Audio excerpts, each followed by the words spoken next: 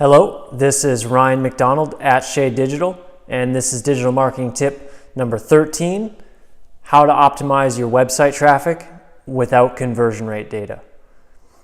All right, and so this is a problem commonly faced by a ton of small businesses, and it's mostly small businesses. Like 99% of the time, the business is doing under 1 mil in rev, and they don't have conversion rate data. Very few businesses are doing more than 1 mil in revenue without conversion rate data. It's a problem that they've solved at that stage in growth.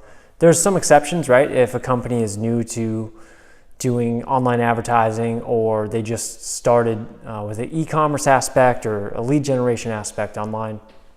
But more or less, it's a problem faced by small businesses. And it's one that I run into from time to time. You know, hey, we have this website, we want to do some advertising, and I dig into it and I say, okay, cool, let's do this. And I get there and there's no conversion rate data. And most of the time it's just due to, maybe someone wasn't aware of the importance of conversion rate data, or they didn't have the technical expertise to implement it. It can be a variety of issues, but it makes things hard, right? So someone like me, someone like Shade Digital, we optimize based on conversion rate data. Typically, most people want more leads or more sales. That's why we get hired. People hire us because they want more customers. And so it's difficult to optimize online traffic without conversion rate data, but it's not impossible. It's not impossible. So if you find yourself in a situation where you're like, man, I have no idea where my sales are coming from, I have no idea the value of my keywords, I have no idea what's going on. It's just things are happening on the website and we make some money. That's common response, or it's common for small businesses. In fact, I would care to wager that most businesses that spend less than $5,000 a month on online advertising, I would care to wager at least half of those have no conversion tracking set up, which is a big problem.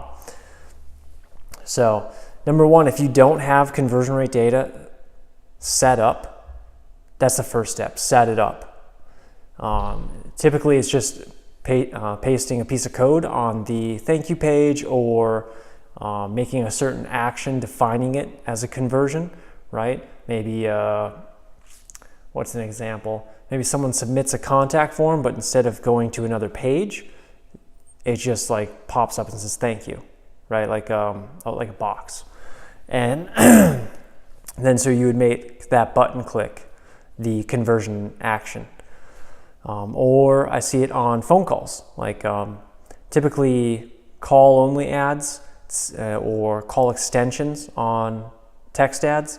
It's easy to measure that in terms of conversion rate. But the problem always lies in, okay, where are my phone calls coming from after they get on the website? And that's solved you can solve that through a variety of methods. Dynamic phone number swap is one. If you have primarily mobile traffic, click to call is another. Defining that as a conversion action with a piece of JavaScript. So the first thing you should do is get conversion rate tracking up. It's going to make the whole situation clearer. But if for one reason or another you are not able to get conversion rate tracking or conversion tracking, fear not. You're in luck. This is what we're going to talk about today. All right. So I find one of the best indicators of traffic strength is engagement metrics. What do I mean by engagement metrics? Engagement metrics are typically, if you want to look at them universally, right, they can be different on a per platform basis. But universally, if you go into Google Analytics, which almost everyone has, and if you don't have it, definitely get it. But bounce rate, pages per session, and average session duration. Those three metrics are great indications of traffic quality without conversion rate data. So there'll be times where I'll look into a business and it does not have conversion tracking set up, And so to get an idea of how traffic is performing on a source medium basis, I look at those 3 metrics and I optimize based on that. So, and it's, you can still get granular with that as long as you have proper UTM tags installed, or you've like linked your AdWords account to your analytics account, things along those lines. So what does average session duration, bounce rate, pages per session mean? So bounce rate is an indication of how many people are pogo sticking. So they land on your website and then they leave, right? Without going anywhere else. And that can be fine depending on how the landing page is set up, right? If the landing page is set up to where it's content and conversion action and there's no other links present. So it's either this website, this traffic is going to convert or it's going to bounce, all right? High bounce rate in that situation is to be expected, all right? But when you come to how the vast majority of businesses have it set up, where you land on a page and yes, there's a conversion action on that page, but there's also a ton of different links scattered throughout that page where people can learn more about your company, learn more about your products or services. In those situations, a high bounce rate is bad. That indicates they saw your site and they're like, ew, this is not relevant for whatever reason, or this does not match what I'm looking for, and they leave. A good bounce rate, a solid bounce rate, it depends on a lot of situations, a lot of variables, but I would say if you're under 60% bounce rate, you're doing good. For most people, right? This is a general rule of thumb. If you have the first setup, right, where it's either conversion or bounce, much significantly higher is acceptable. It just depends on it depends on a lot of rules of thumb. But that's what bounce rate is. The percentage of people who hit your site and then leave without going to any other page. That's bounce rate. And typically lower is better. So you get to a point where, if you have a 15% bounce rate, there's likely something wrong with your tracking or your website, because that's just off the charts good. But a very strong bounce rate, 35, 40%, is considered to be very strong. Average session duration. So this is measured by how long people spend on your site. And again, depending on your website setup, it's going to vary depending on quite a few variables. But in general, higher the better. You want people to be on your site for as long as possible. Why? Because that means they like what they're seeing. They like your offer, they're interested in your product, they're thinking about your services, what have you. They might be doing research. So high session duration is good. And typically, if you say, well, Ryan, what's a good average session duration? Honestly, it depends on so many different factors: what pages they're landing on, what traffic source, etc. But if you have a 2-minute plus average session duration, I'd consider that to be good, right? As a general rule of thumb, it's so situationally dependent, but that's a fine average session duration. And then, what was the last one? Pages per session. So this is sort of this is very similar to the other 2 metrics, but it's measured in a different way. And that's how many pages on average are people visiting, right? So if I have 100 website visitors, and in that 100 website visitors, we've had 200 page views, we have a pages per session of 2. So that's how that's measured. And again, much like average session duration, this metric, pages per session, is better the higher it is. So you want the highest number of pages per session and average session duration and the lowest bounce rate. That's going to indicate high levels of traffic quality, even without conversion data. Okay, and in general, the more people spend on your site, the deeper they are engaged with your brand, the higher likelihood of conversion. Now, that's not universally true, But again, general rules of thumb. And this is sort of the problem that you run into without conversion data, is that you have to rely on a lot of things that indicate strong traffic or traffic quality, but not exactly this measures of conversions. So that's what you want to look for when you're optimizing without conversion data, is those three metrics. All right. And now if you have your UTM tags set up properly and you have your account, your analytics account linked to your Adwords account, you can optimize any channel for the most part to a certain level. So with Adwords, you're able to connect to analytics, and you're also able to pull in analytics data within the Adwords UI. So you don't have to have like two screens, analytics up here, Adwords up here, and constantly going back and forth between the two. So you can import columns like bounce rate, average session duration, etc. into Adwords. And you would base your bids and your Adwords optimization around those. When you talk about Facebook or Bing, Yahoo, Pinterest, Instagram, LinkedIn, any other sort of non-Google owned property or advertising channel, you can still do this. But you need to have UTM tags set up. And so what is a UTM tag?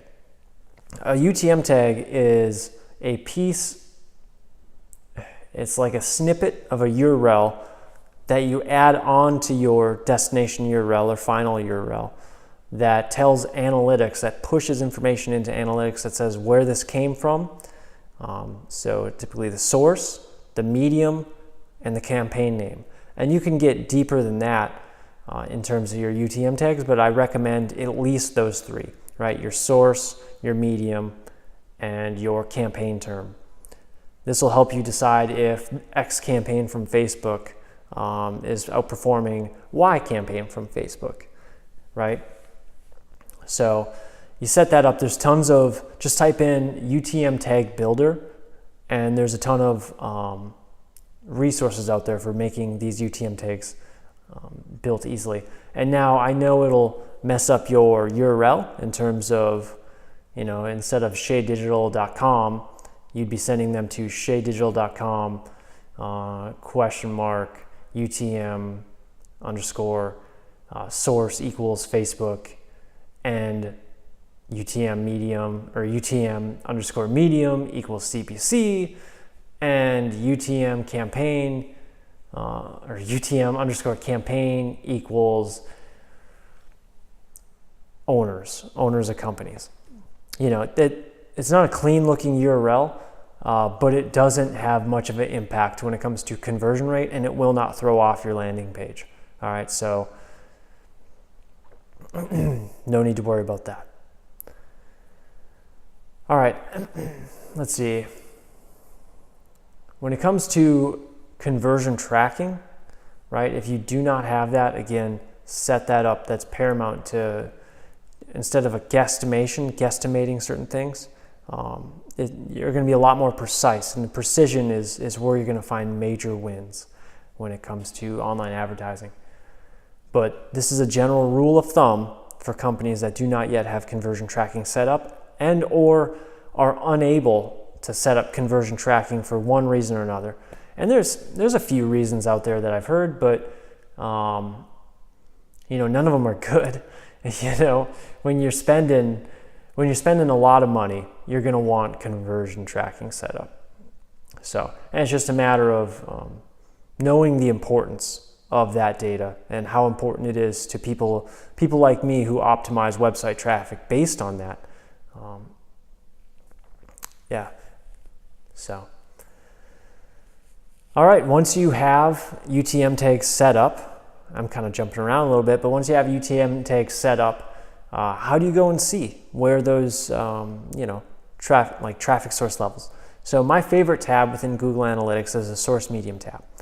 I deal a lot when it comes to traffic sources and how people are getting to websites, etc. And so that's huge for me. All right.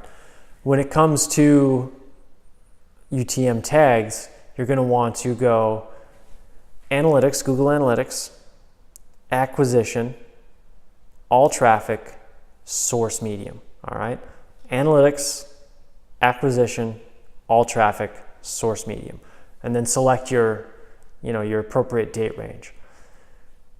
You get there and you're going to see a layout of different traffic sources, right? And it's not just going to say paid search. It's going to be more granular than that. It's not going to just say organic search. It's going to go to a more detailed level, and this is where you can find out traffic quality by source on a detailed level. And so if you see something like Google/CPC, that's Google paid. CPC stands for cost per click. If you see Google organic, that is SEO, that is non-paid traffic, right? And so I would recommend when you set up your UTM tags to have a standard when it comes to setting up UTM tags, right? So your source is always going to be your traffic source, right? Whether that's Facebook, Pinterest, LinkedIn, Bing, Yahoo, etc. So it's always source equals, and let's just say Bing, and medium equals CPC. Source equals Facebook, and medium equals CPC. This is going to help you, down the road when you look at historical data and you don't have to try to figure out, well, what does Facebook paid mean versus Facebook CPC versus Facebook referral versus Facebook organic versus Facebook carousel. Standardizing this is going to make whoever's working on your account so much happier. All right. And then so when you want to look at a more granular level, and this is for non-AdWords traffic, by the way, the UTM tag setup traffic. If you want to look on a more granular level, you select a secondary dimension and you type in campaign, right? So now instead of just seeing Facebook CPC, you're going to see Facebook CPC and campaign retargeting, or campaign new customer acquisition, or campaign snowplows, whatever you name your campaign. And this will give you a granular view of how that traffic performs versus other traffic of the same source and medium. And this is going to be, and in general, I would say that retargeting campaigns will outperform new customer acquisition, just because they're already familiar with your brand, and there's a reason they clicked on that retargeting ad. It's because they wanted to go back and check you out.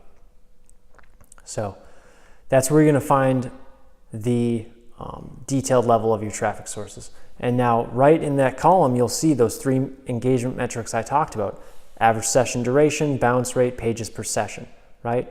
So you look at that and you determine which of these traffic sources brings the most value.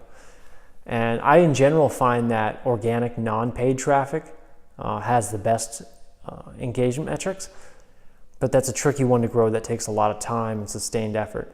So a lot of people just go straight for paid, which can provide quick wins, but in general, not as good as non-paid, right? Obvious. All right, and then so when it comes to optimizing AdWords,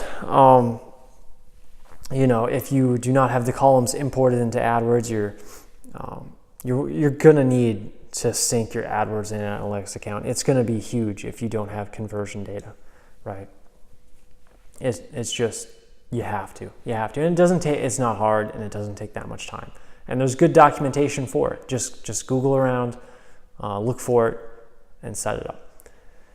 But for that, you're going to want to import those 3 engagement metrics, or you can go into Analytics, Acquisition, AdWords, I believe is the tab. And within that, you can drill down to even the keyword level data, right? So you can look at your AdWords traffic within Analytics and look at those key metrics of bounce rate, average session duration, and pages per session. From there, you're going to want to look at a campaign and ad group and then keyword basis for which of these campaigns, ad groups, keywords are providing the most value, right? So if for some reason we can't get conversion rate data set up and they need to increase efficiency, the client needs to increase their advertising efficiency, this is where I'm going to start. If it's AdWords based, I'm going to go in there, I'm going to look at the engagement metrics and compile a list of keywords that have the poorest engagement metrics. And then I'm going to start going in there and either bidding them down or pausing them depending on how bad those engagement metrics are. This will provide a way to increase your advertising efficiency without hurting your best performers, even without conversion rate data. But keep in mind, you're going to want to understand the website, the landing pages that are being sent to, etc. Right? It could be a website issue for a certain keyword to not perform. Right? It's being sent to a dead landing page. I see that a lot in bigger accounts.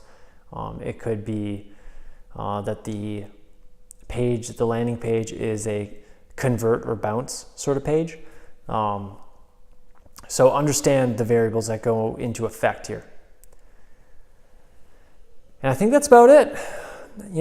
Solid 21-minute video on how to optimize your conversion rate or how to optimize your website traffic without conversion data. So, all right, I'd love it if you subscribed, if you liked, if you shared this video. It makes my day when I see a new subscriber. I get excited. I look at my phone and I go, oh, no way, I've got 17 subscribers. That's cool. That's cool. So if you subscribe, I absolutely love you. And this has been Ryan McDonald with Shade Digital, and have a great day.